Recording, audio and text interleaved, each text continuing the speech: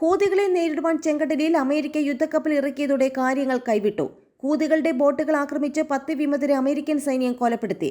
ഇതോടെ ഏത് സമയം ഹൂതികളുടെ തിരിച്ചടി പ്രതീക്ഷിച്ചിരിക്കവെയാണ് ഇറാന്റെ വരവ്. ഇറാന്റെ അൽബോസ് യുദ്ധക്കപ്പലാണ് ബാബുൽ മന്ദിബ് ഇടനാഴി വഴി ചെങ്കടലിൽ പ്രവേശിച്ചത്.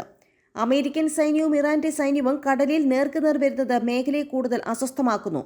ഇതോടെയാണ് എണ്ണച്ചരക്ക് കടത്ത് വരും ദിവസങ്ങളിൽ തടസ്സപ്പെട്ടേക്കാമെന്ന വാർത്തകൾ വരുന്നത്. ഇതാണ് എണ്ണവില ഉയരുവാൻ ഇടയാക്കിയത്.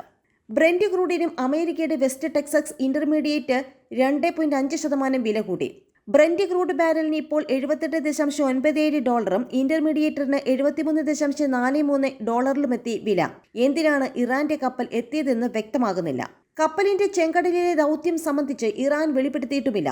ഇതാണ് ദുരൂഹതയ്ക്ക് കാരണം. അമേരിക്കൻ സൈന്യം ഹൂതികളെ ആക്രമിച്ചതിന് പ്രതികാരം ചെയ്യാനാണോ ഇറാന്റെ ശ്രമം? അമേരിക്കയെ മേഖലയിൽ നിന്ന് പിന്തിരിപ്പിക്കുകയാണോ ലക്ഷ്യം? തുടങ്ങിയ സംശയങ്ങളാണ് ഉയരുന്നത്.